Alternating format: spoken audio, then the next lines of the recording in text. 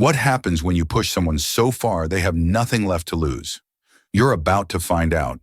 This isn't just a story of revenge, it's a story of rebirth from the ashes of betrayal. A powerful billionaire, a titan of the tech industry, discards his wife like a broken piece of hardware, leaving her with nothing but humiliation and the echo of his cruel words. He believed he had erased her, but he forgot one crucial detail. She was the architect of his first success, and in the silent years that followed, she wasn't just surviving, she was building.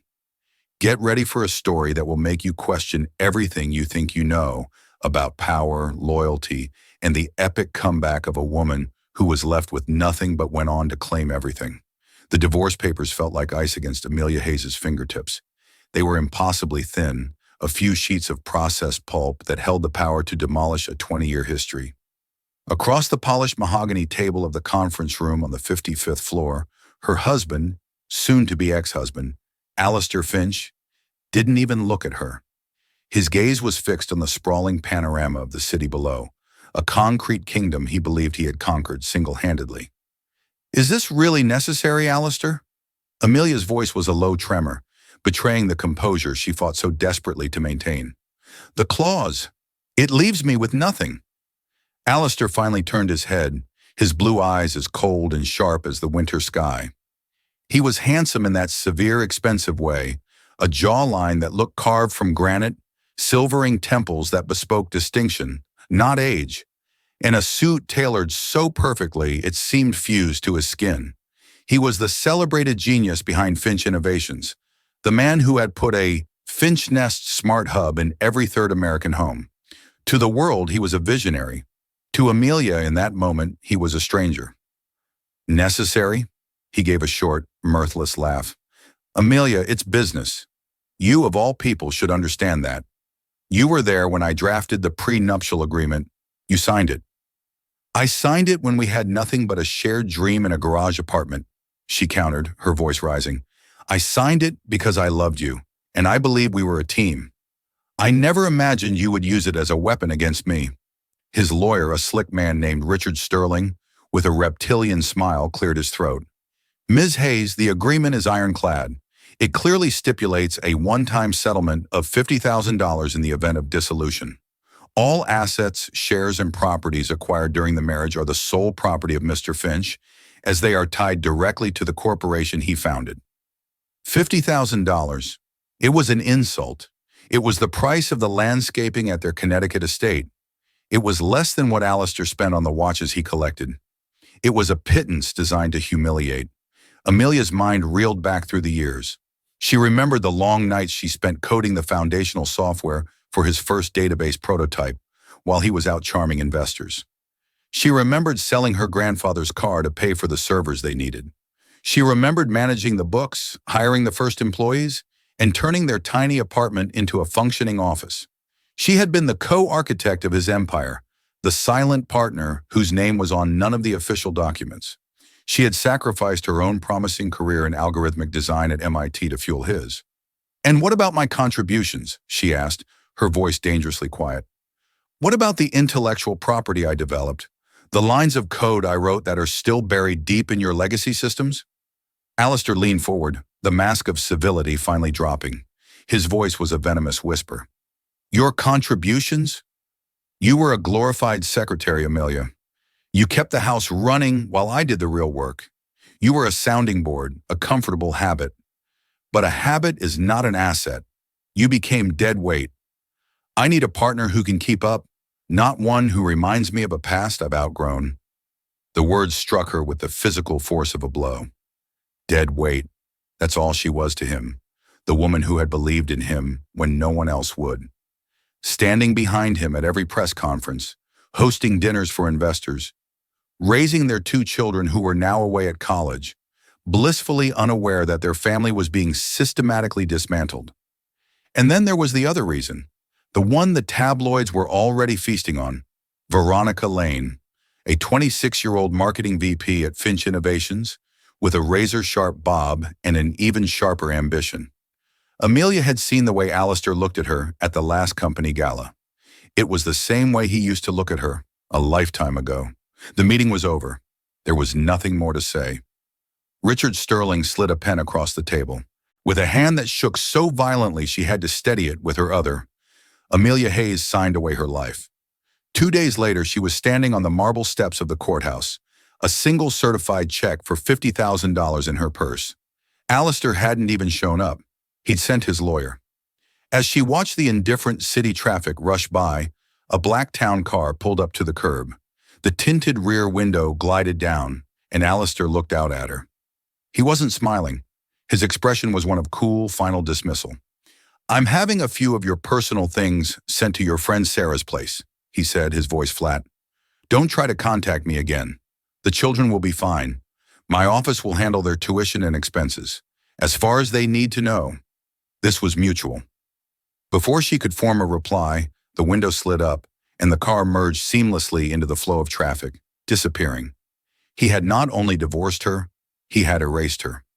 That night, Amelia sat on a lumpy pull-out couch in her friend Sarah's spare room, surrounded by 4 cardboard boxes. They contained her clothes, some books, and a few photo albums. Her entire life reduced to a few cubic feet of cardboard.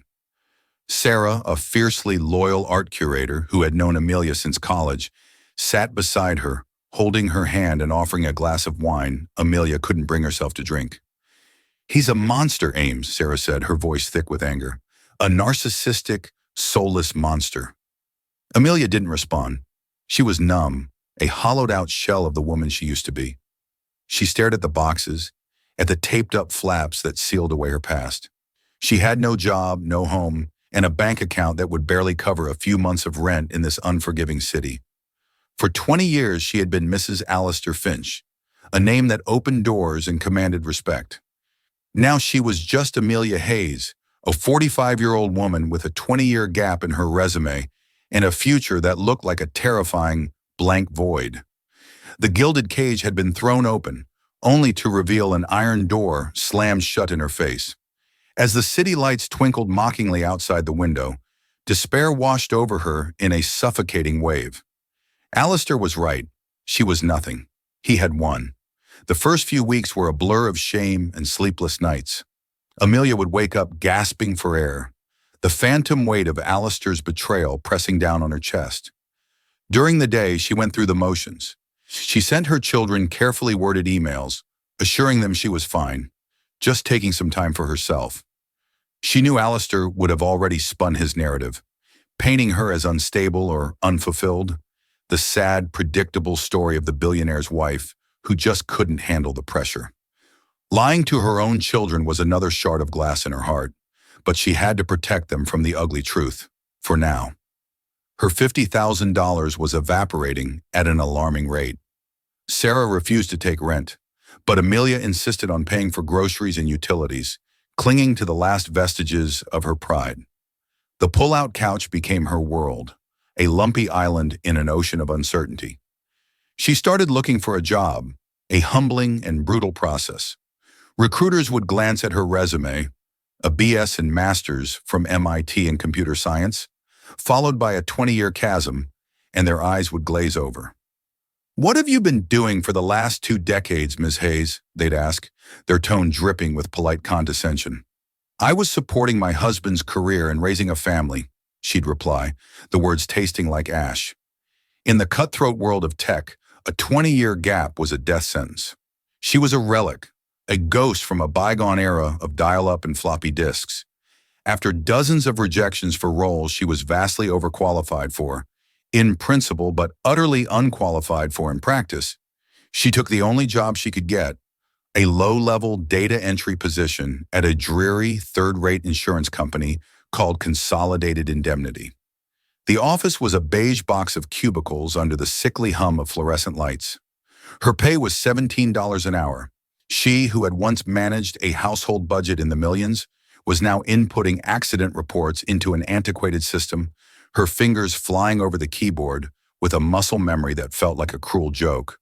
Her co-workers were mostly young people just starting their careers or older ones who had long since given up. They treated her with a sort of gentle pity, the quiet, well-dressed older woman who had clearly fallen on hard times. They didn't know her name used to be Finch. To them, she was just Amelia, the new temp. The humiliation was a constant, bitter companion. Every keystroke was a reminder of how far she had fallen. One night, unable to sleep, she started unpacking the last of her boxes.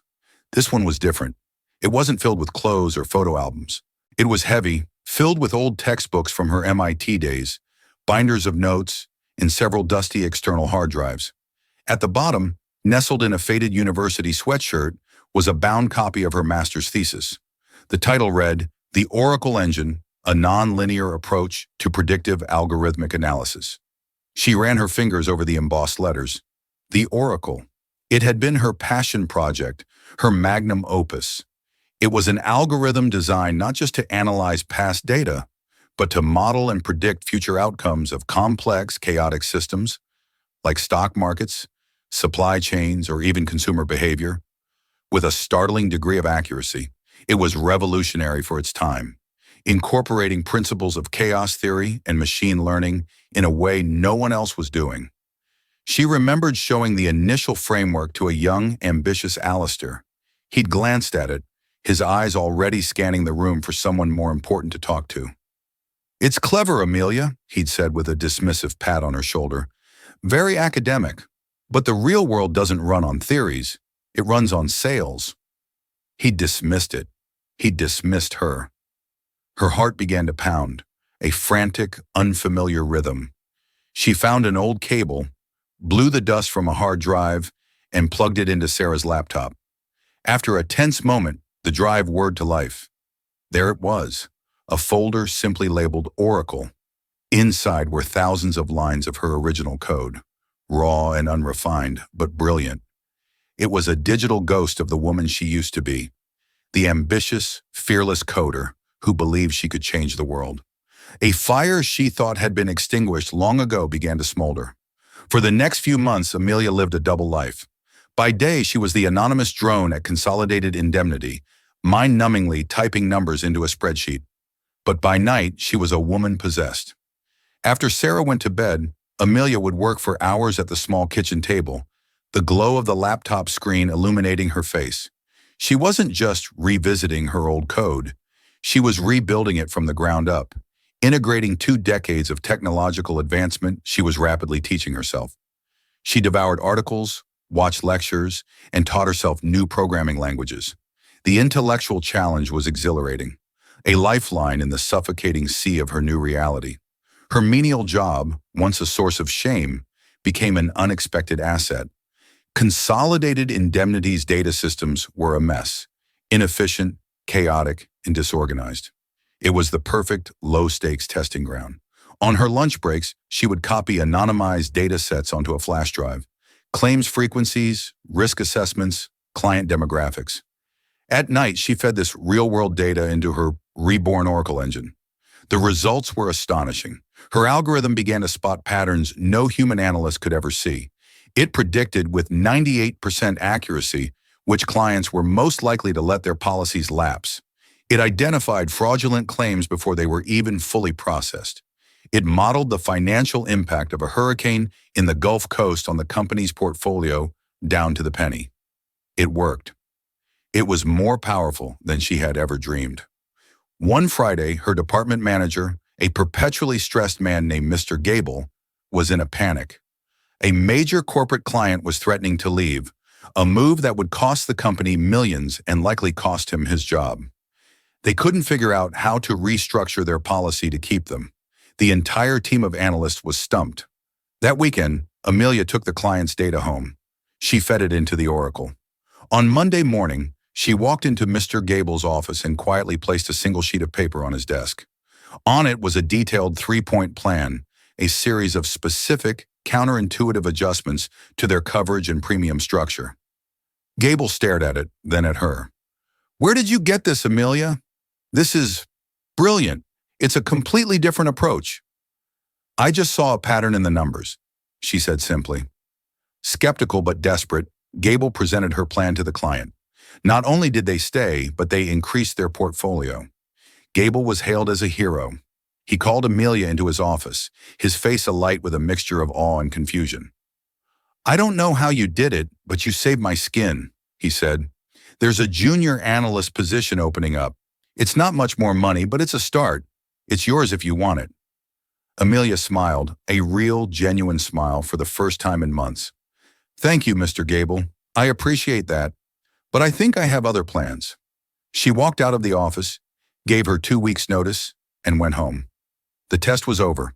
The ghost in the machine was awake, and it was hungry. She wasn't just Amelia Hayes, the failed wife. She was the creator of the Oracle engine, and she was just getting started. Leaving the soul-crushing security of consolidated indemnity was a leap of faith into a terrifying unknown. Amelia had a tool of immense power, but a tool was useless without a hand to wield it in the capital to support it. She spent the next 6 months refining her business plan and creating a stunning proof-of-concept demonstration. She registered a corporation, choosing the name with deliberate intent, Phoenix Analytics. She would rise from the ashes of her former life. Her plan was simple and audacious: to lease the Oracle engine's predictive power to high-stakes industries that lived and died by data: hedge funds, global logistics firms, and high-frequency traders. Phoenix wouldn't just provide data, it would provide foresight. With her presentation polished and her confidence bolstered by the undeniable power of her creation, she began her pilgrimage to the gods of venture capital. She started on Sand Hill Road, the legendary strip of asphalt in Silicon Valley, where fortunes were made and dreams were crushed with equal, dispassionate efficiency. The rejection was swift and brutal. She'd walk into boardrooms filled with men half her age in hoodies and expensive sneakers. They'd look at her, a middle-aged woman in a sensible blazer, with thinly veiled skepticism. They'd listen to her pitch, their eyes glued to their phones. The moment she mentioned her 20-year hiatus from the industry, a metaphorical curtain would fall. "The tech is interesting," one young VC told her, barely suppressing a yawn. "But we invest in founders with recent, relevant experience. The market has changed. We need someone who's lived and breathed it for the last decade, not taken a break." Another was more direct. "Look, Ms. Hayes, this smells like a hobby project. We need founders who are all in, 24/7.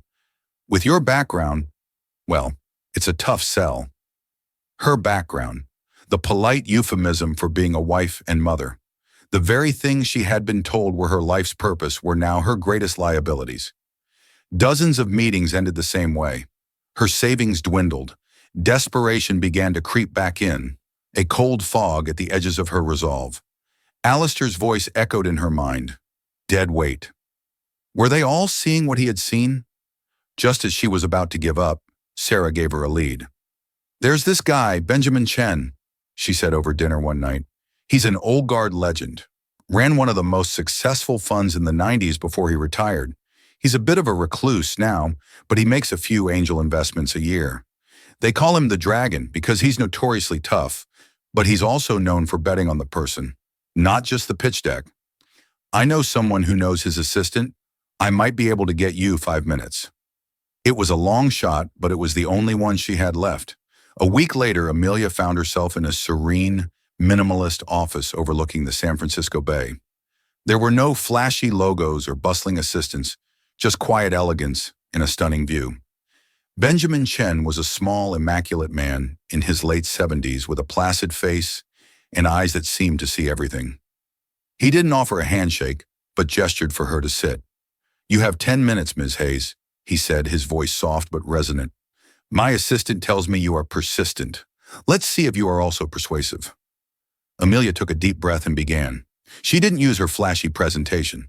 She simply opened her laptop and brought up the raw interface of the Oracle engine. She spoke about its architecture, its philosophical underpinnings in chaos theory, and its unique ability to learn. She showed him the consolidated indemnity case study, then ran a live simulation, feeding the Oracle real-time stock market data. She pointed to a small, obscure pharmaceutical stock. "The Oracle predicts this stock will jump at least 30% in the next 72 hours based on a confluence of factors: a pending patent ruling, a competitor's supply chain disruption, and unusual social media sentiment patterns that human analysts are currently dismissing as noise." Chen watched the screen, his expression unreadable. He asked a few sharp, incisive questions about her code, her scaling plans, her security protocols. She answered each one directly and without hesitation. She was in her element, the expert in her domain. Finally, he fell silent, his gaze fixed on her. "Fascinating technology," he said slowly. "But I have one more question. Why has a coder of your caliber been off the grid for 20 years? This was it, the moment of truth. Amelia met his gaze, unflinching. "I made a bad investment, Mr. Chen. I invested 2 decades of my life and my career in a startup that ultimately valued my contributions at zero. The founder was my husband, Alistair Finch." A flicker of recognition crossed Chen's face. "Finch," he mused. "I remember him. Arrogant young man. I passed on his seed round. He had a good product but a rotten character. I never invest in rotten characters." He leaned back in his chair, steepling his fingers. "So this is a revenge play. You want to build a company to crush your ex-husband. Revenge is a byproduct, Mr. Chen." Amelia corrected him, her voice firm. "This is a reclamation. I am reclaiming my time, my intellect, and my name. I built his foundation. Now I'm going to build my own skyscraper on top of it. I'm not asking for your money because I want to get even. I'm asking for it because the Oracle engine is the single most powerful predictive analytics tool on the planet, and it will generate returns beyond anything you have ever seen." The silence stretched, thick with tension. Amelia's heart hammered against her ribs. Chen finally broke the silence with a slow, deliberate nod. "Most people who come in here try to sell me a story about changing the world," he said, a faint smile touching his lips. "You are the first person in a very long time who has simply shown me that you can. Your motives are clean, they are your own. The technology is sound, and you have the dragon's fire in your belly. The best investments are made in times of adversity." He named a number, an investment for 20% equity, that made Amelia's head spin. It was 10 times what she had dared to ask for. "You will have a term sheet by the end of the day," Chen continued. "And one piece of advice, Ms. Hayes. When you build your skyscraper, do not be distracted by the rubble of the past. Focus on the sky." Amelia walked out of that office, feeling taller than she had in 20 years. She wasn't a ghost anymore. She was the CEO of Phoenix Analytics. And with Benjamin Chen's backing, she didn't just have wings, she had a dragon on her side. The game had changed. The 5 years that followed were a whirlwind of relentless work and meteoric clandestine growth. With Benjamin Chen's capital and mentorship, Phoenix Analytics was no longer just an idea, it was a force. Amelia, however, made a crucial strategic decision from the outset. She would remain a ghost. While tech CEOs like Alistair preened on magazine covers and gave self-aggrandizing talks at global conferences, Amelia Hayes kept her name and face out of the public eye. Phoenix Analytics operated in the shadows, a B2B powerhouse whose name was known only to the highest echelons of finance and industry. Their clients signed ironclad NDAs. Their headquarters was an unmarked building in a quiet industrial park. The company's public face was its COO, a steady and reliable executive handpicked by Chen, while Amelia remained the unseen architect, the master strategist pulling the strings. This anonymity served 2 purposes. First, it kept Alistair from ever knowing she was behind it. She knew his ego. He wouldn't be able to comprehend a threat he couldn't see, and he would never think to look for her in the world he believed he had expelled her from. Second, it allowed the Oracle engine's results to speak for themselves, uncolored by the messy human drama of her past. Phoenix wasn't a revenge story, it was a superior product. The Oracle was more successful than even she had imagined. For a top-tier hedge fund in New York, it predicted the collapse of a German conglomerate 6 months before the news broke, saving them billions. For a global shipping giant, it rerouted their entire fleet based on a prediction of a dockworkers' strike in Singapore, avoiding a catastrophic delay. It was like having a crystal ball powered by a supercomputer.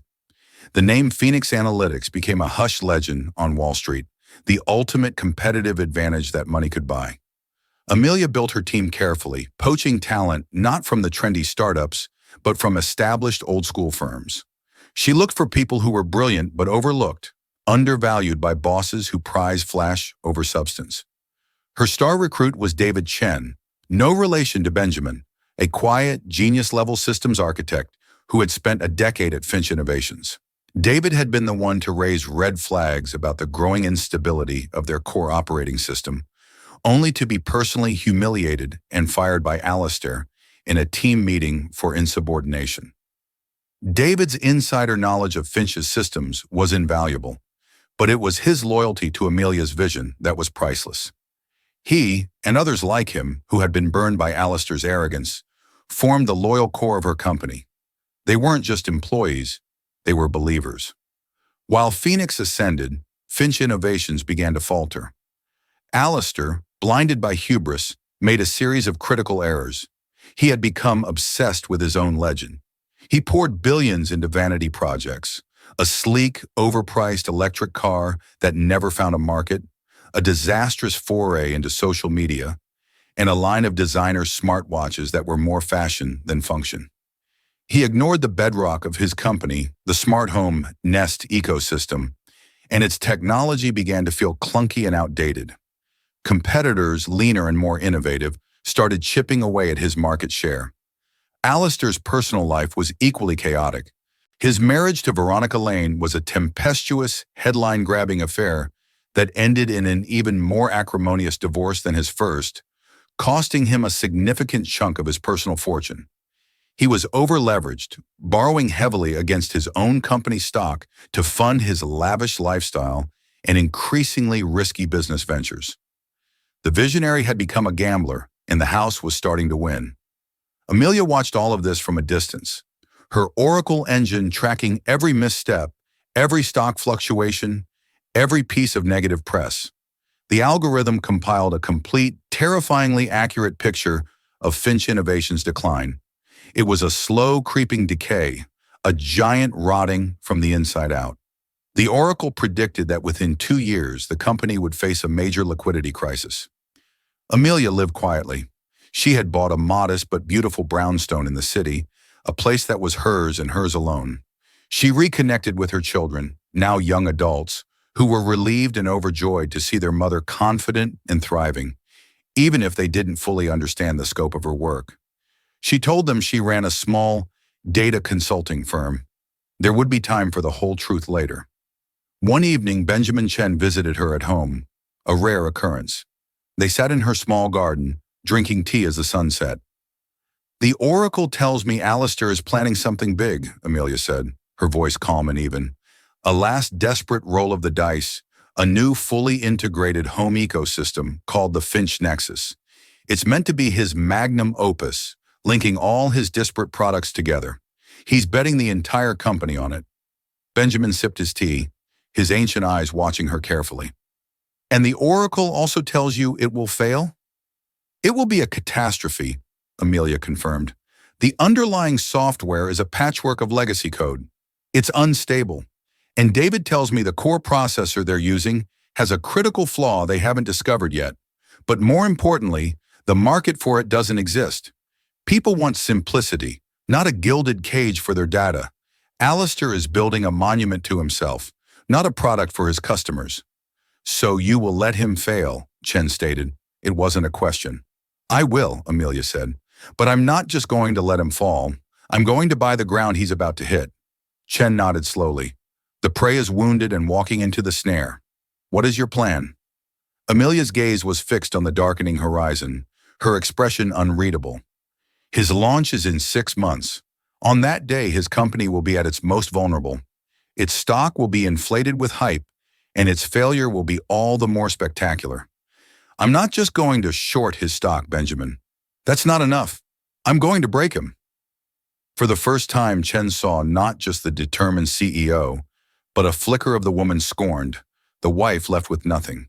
The dragon's fire was burning hotter than ever. This was no longer just business. This was a reckoning. The 6 months leading up to the Finch Nexus launch were the busiest of Amelia's life. She and her team at Phoenix worked with the quiet, brutal efficiency of a special operations unit preparing for an invasion.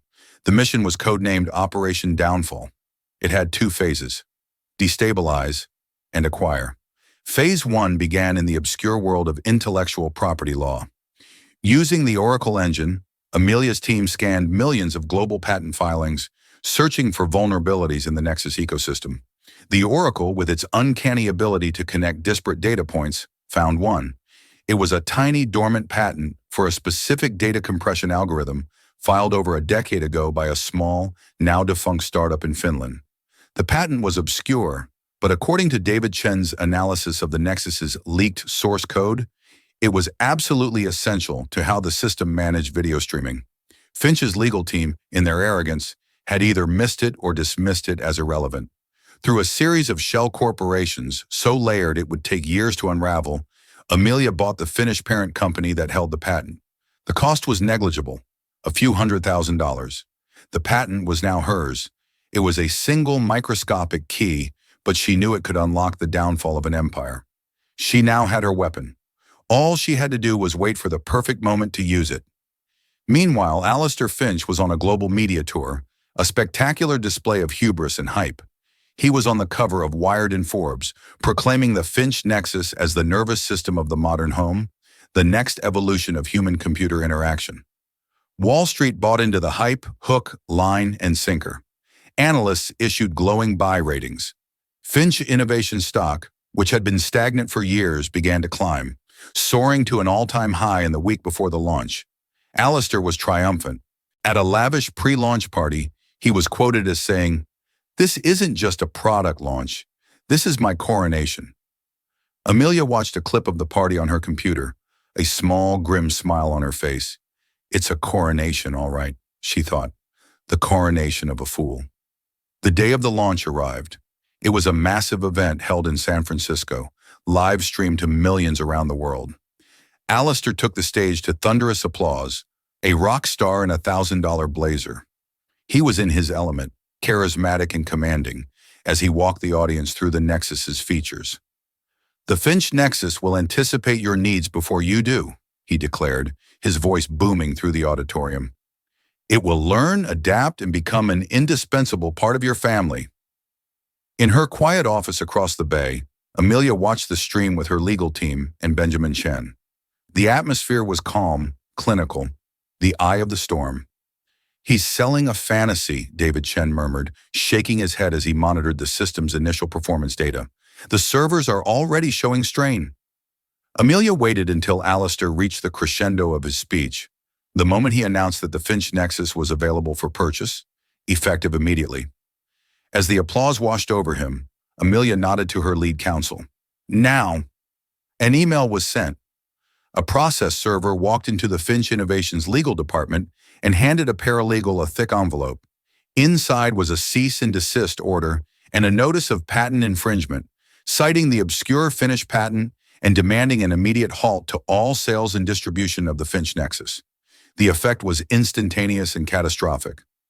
Back at the launch event, a frantic aide rushed onto the stage and whispered into Alistair's ear.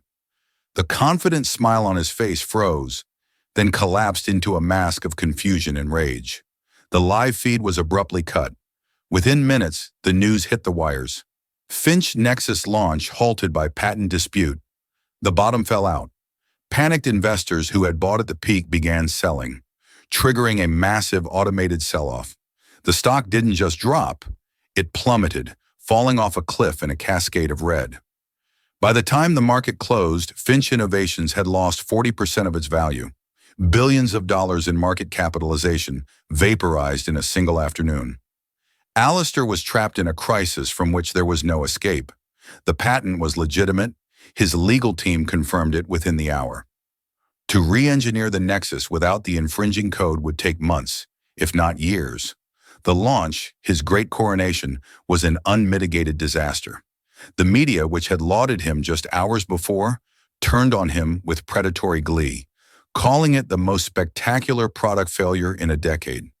From her command center, Amelia watched the carnage unfold not with glee, but with a cold, detached satisfaction. This wasn't about emotion. This was about physics. An object, inflated by its own hot air, had finally met an immovable, precisely placed pin. "Phase 1 is complete," she announced to her team, her voice steady. The room was silent, the team watching her with a mixture of awe and trepidation. They had just witnessed a public execution, carried out with the precision of a surgeon's scalpel. Benjamin Chen looked at her, his expression one of deep respect. "The velvet hammer has fallen," he said quietly. "He is wounded, confused, and bleeding. He will be looking for someone to blame, but he will never think to look in your direction." Amelia turned from the screen showing Alistair's crumbling stock price. Her face was set like stone. "He's distracted by the wound," she said. "He won't see the predators circling until it's too late. It's time for phase 2. The aftermath of the Nexus debacle was a bloodbath. Alistair was in a state of apoplectic rage, firing executives, suing his own legal team for incompetence, and making frantic calls to Wall Street bankers, trying to stop the bleeding. He was hemorrhaging money, and his creditors were getting nervous. The company was deeply vulnerable, more so than at any point in its history. Alistair was so consumed with the who was the mysterious holding company that had ambushed him, that he failed to see the much larger threat gathering on the horizon. This was when Phase 2 of Operation Downfall began. Amelia activated a new shell corporation, one with a deliberately bland and powerful name, Orion Capital Partners. With Benjamin Chen's vast network and Phoenix Analytics' seemingly bottomless cash reserves, Orion Capital began to act. They didn't make a dramatic public takeover bid. That was Alistair's style, all flash and noise. Amelia's approach was silent and suffocating, like a python constricting its prey. Orion Capital started by buying the corporate debt of Finch Innovations from the banks that held it. With his company's value shattered, Alistair had violated the covenants on his loans, and the banks were more than happy to sell the distressed debt to Orion for pennies on the dollar. In a matter of weeks, Amelia, through Orion, became Alistair's biggest creditor. She now held the leash. Next, Orion began quietly buying up Finch Innovation stock. The price was so low it was practically a fire sale. They bought from panicked hedge funds, disillusioned institutional investors, and retired employees cashing out their life savings. They used the Oracle engine to execute thousands of small, anonymous trades that went unnoticed, slowly but surely accumulating a massive position. Alistair, meanwhile, was scrambling for a lifeline. He sought a white knight, a friendly corporation, to acquire Finch Innovations and save him from ruin. He entered talks with a major Japanese tech conglomerate, a deal that could have provided the capital he needed to survive. But Amelia was always one step ahead. The Oracle had predicted this exact move. Before Alistair even made the call, Phoenix Analytics had already prepared a detailed report for the Japanese firm's board of directors. The report, delivered anonymously, laid bare the rot within Finch Innovations, the crumbling infrastructure, the flawed product pipeline, the over-leveraged finances. It used data so precise and intimate that it seemed to come from inside the company itself. Faced with this undeniable evidence of deep-seated dysfunction, the Japanese conglomerate politely withdrew their offer. Alistair was cornered. One by one, every door he tried to open was slammed shut in his face. He felt like he was fighting a ghost, an invisible enemy that anticipated his every move. His paranoia grew, and his famous charisma curdled into a bitter, erratic rage that alienated his remaining allies on the board. After 3 months of relentless pressure, Orion Capital made its move.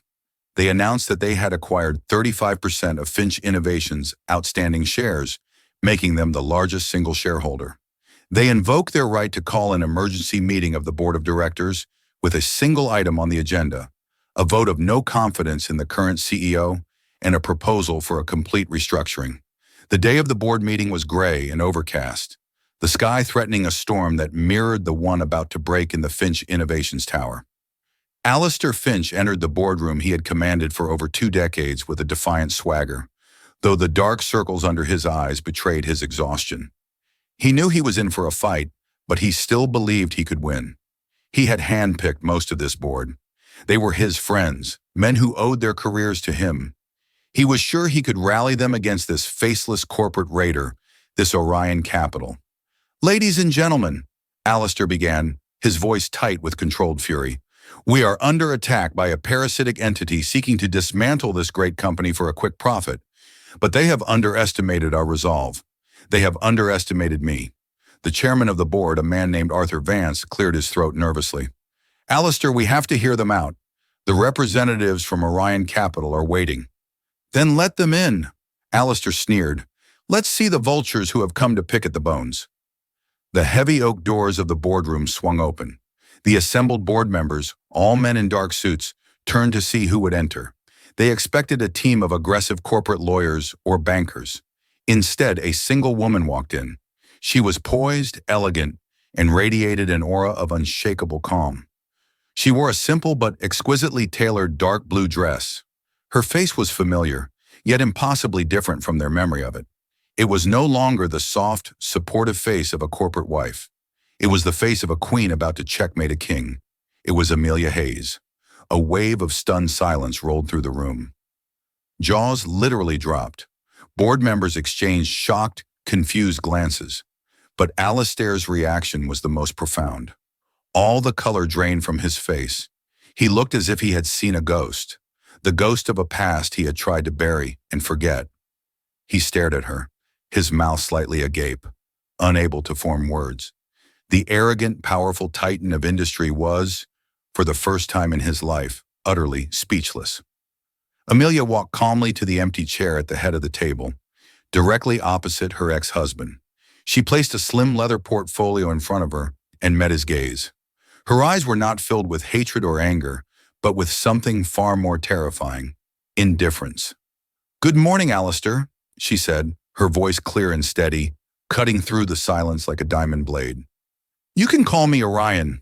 The boardroom remained frozen in a state of collective shock. Alistair continued to stare at Amelia, his mind struggling to process the impossible reality before him. This was the woman he had dismissed as dead weight, the relic he had cast aside without a second thought. And here she was, the ghost at his feast, the architect of his ruin. "You," he finally managed to whisper, the single word a cocktail of disbelief, fury, and a dawning, horrifying understanding. "How?" Amelia ignored him, turning her calm, commanding gaze to the rest of the board. "Gentlemen," she began, her voice resonating with an authority none of them had ever heard from her. "For the last 5 years, my company, Phoenix Analytics, has become the world's leading predictive analysis firm. We advise sovereign wealth funds, global financial institutions, and governments. Our primary analytical tool, the Oracle Engine, has been tracking the decline of Finch innovations with precise empirical data. A decline that began long before today." She opened her portfolio and slid a dozen bound reports down the length of the polished table. "This isn't a hostile takeover based on greed," she continued, her tone clinical and devastating. "This is a rescue mission. Finch Innovations is a company suffering from a catastrophic failure of leadership. Billions have been squandered on vanity projects while the core technology has been allowed to atrophy. Talented employees have been driven away by a toxic, ego-driven culture. The brand, once a mark of innovation, is now a symbol of arrogance." She paused, letting the words hang in the air. She met the eyes of each board member, one by one. The disaster of the Nexus launch was not an isolated incident. It was the inevitable symptom of a deep-seated disease, a disease of hubris, personified by its CEO. Her eyes finally landed back on Alistair. He shot to his feet, his face purple with rage. "This is insane. She's my ex-wife. This is a personal vendetta. You can't possibly entertain this farce." Amelia didn't flinch. "Mr. Vance," she said, addressing the chairman, "Orion Capital is the majority shareholder and the primary debt holder of this company. I am not here to ask for your permission. I am here to inform you of the new reality. My first motion is a vote of no confidence in CEO Alistair Finch and a call for his immediate removal, effective today." She looked at David Chen, who had entered quietly behind her and stood by the door. "David, if you would." David distributed another set of documents. "In your hands," Amelia explained, "is a golden parachute package for Mr. Finch, which is far more generous than the one he afforded me. It includes a severance payment of $50,000. The poetic justice was so sharp, so brutal, it sucked the air out of the room. Alistair looked as if he had been physically struck. The symbolism was lost on no one. The vote was a mere formality. The board members, seeing the undeniable financial power Amelia now wielded, abandoned their loyalty to Alistair in a matter of seconds. It was a unanimous vote, save for Alistair's own abstention. "The motion carries," the chairman announced, his voice barely a whisper. "Alistair, you are relieved of your duties."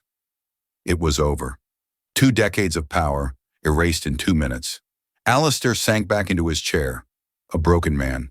The fight had gone out of him, replaced by a hollow emptiness. He looked at Amelia, truly looked at her, and for the first time he didn't see the woman he had left behind. He saw the brilliant, formidable powerhouse she had been all along, the one he had been too blind and too insecure to acknowledge. "Why, Amelia?" he asked, his voice cracking. "After all this, why?" Amelia stood up and walked to the vast window overlooking the city, his window now hers. She looked down at the empire he had built and she had just conquered. "You asked me that same question once, in a lawyer's office," she said, her back to him. "You told me it was just business. You were half right. This was business. But you were wrong about something more important. You thought you left me with nothing, but you left me with the one thing I truly needed, my own name. You took everything from Mrs. Finch, so Amelia Hayes was free to build something for herself." She turned to face him one last time, her expression not of triumph, but of a profound final closure. "This wasn't just about tearing you down, Alistair. It's about building something better from the ashes, something that lasts. Now, if you'll excuse me, I have a company to run." Security guards materialized and politely escorted a stunned Alistair from the boardroom. The last thing he saw was Amelia Hayes taking his seat at the head of the table. Her team, her real team, assembling around her, ready to begin the real work. The next day, a single moving truck pulled up to the Finch Tower. A man in overalls carried out a single cardboard box filled with personal effects from the CEO's office. A stark, perfect mirror of the day Amelia's life had been packed away for her. Amelia stood in her new office, the CEO's office, looking not at the city, but at the reflection in the glass. She saw a woman who had been forged in fire, who had walked through hell and come out stronger. She had not only reclaimed her past, she had conquered her future. The silent partner was silent no more. The ghost in the machine now ran the whole damn company. And so, the empire built on arrogance fell, and a new one, built on brilliance and resilience, rose to take its place. Amelia Hayes' story is a powerful reminder that our greatest strength is often forged in our deepest wounds. It's a testament to the fact that you can take everything from someone, their home, their money, their history, but you can never take their potential. The person someone discards might just be the one who ends up owning the entire game. What did you think of Amelia's incredible journey from rock bottom to the very top? Could you have found that strength within yourself? If this story of karmic justice and ultimate triumph resonated with you, please hit that like button to let us know. Share it with someone who needs a reminder of their own inner power, and don't forget to subscribe and turn on notifications.